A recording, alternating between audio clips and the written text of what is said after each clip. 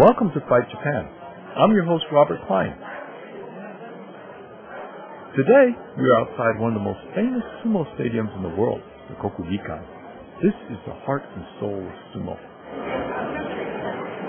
Today, we're going to meet the best of the best. You're going to see the Ozeki and the Yokozuna, who are the champions and grand champions of sumo. For those of you watching sumo for the first time, let me explain. Only the top 10% of sumo fighters get salaries.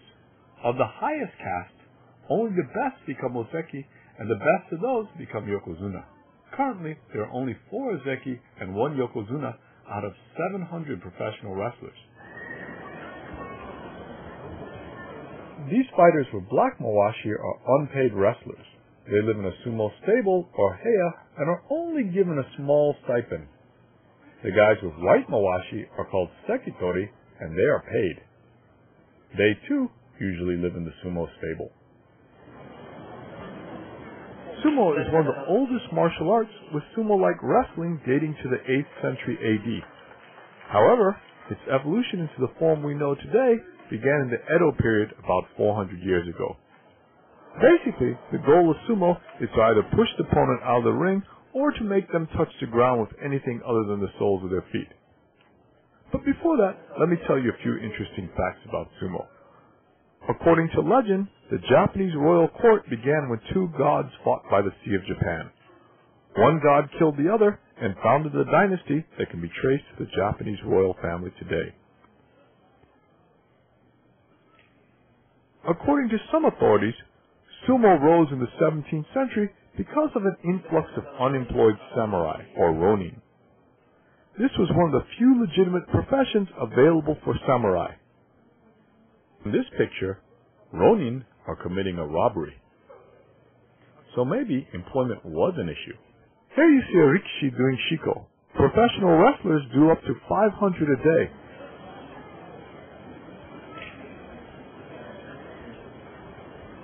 This face-slapping ritual is how fighters get themselves chosen by the victor.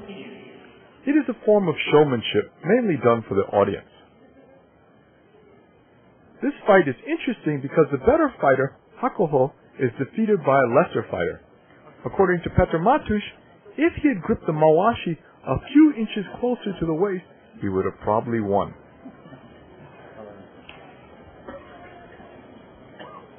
This Russian Hakuro Hozan has a wrestling background like many other Russian and Eastern European fighters and tends to use pulling techniques rather than the pushing techniques preferred by sumo traditionalists.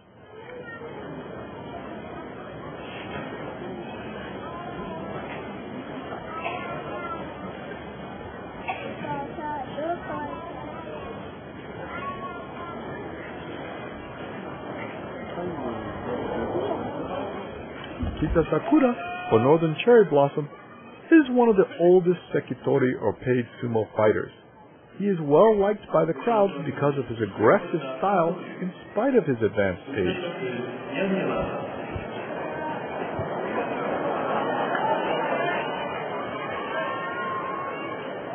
This fighter being pushed is the legendary Asashoryu, the Mongolian responsible for what has been called the Mongol invasion.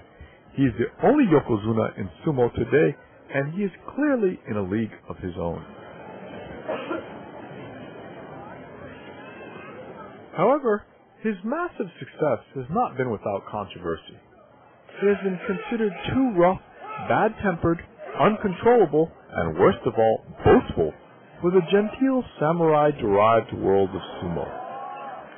He has even been expelled from a match for pulling another opponent's hair. This man, Miyabiyama, is given a particular public humiliation during this push training by Asashoryu for having the audacity of beating him recently.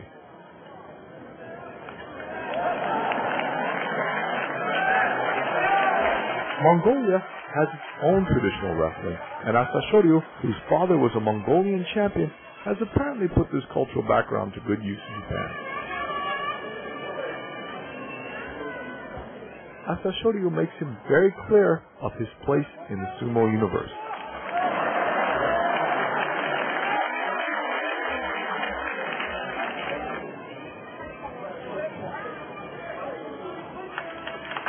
This rolling exercise teaches you how to fall without injuring your head or wrist.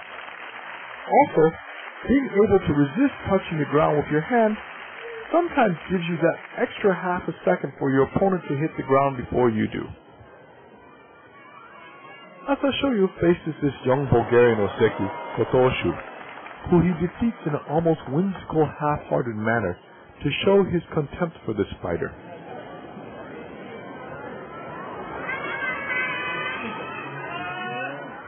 His next opponent is a fellow Mongolian, and Asashoryu makes a dramatic point of beating him using far more elaborate techniques and aggression than is necessary.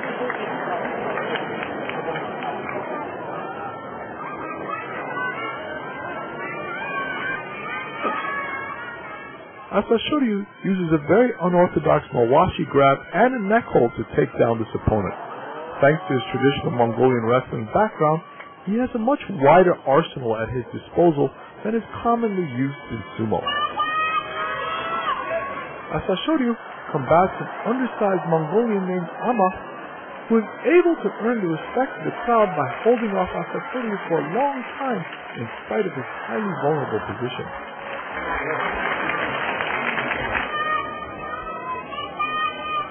As you can see, Asashoryu is clearly in a league of his own.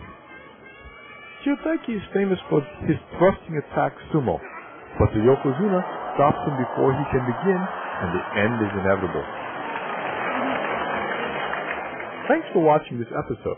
I hope this has given you some insight into the complicated world of sumo and its unique mixture of militarism, entertainment, and religion. I'm your host, Robert Klein.